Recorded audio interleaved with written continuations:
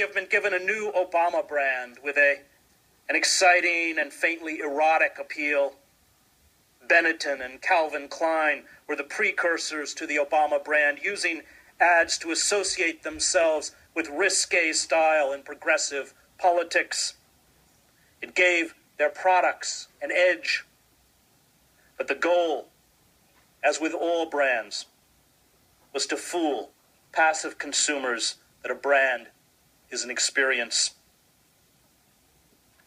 The decline of American empire began long before the current economic meltdown or the wars in Afghanistan and Iraq. It began before the first Gulf War or Ronald Reagan.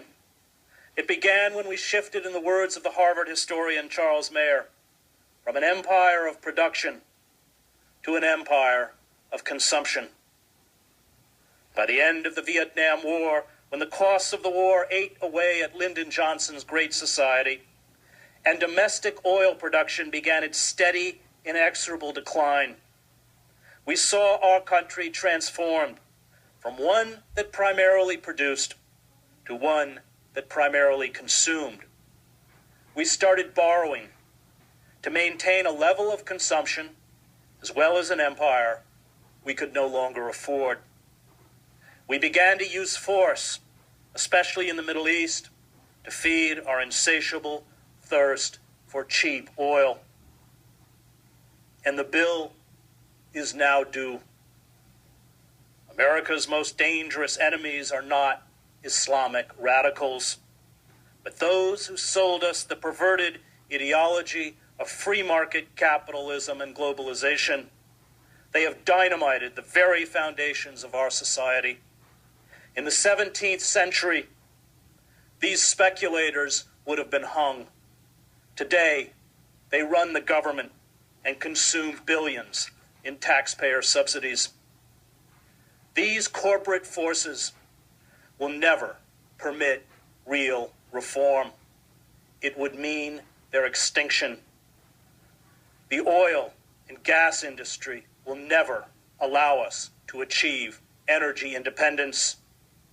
That would devastate their profits.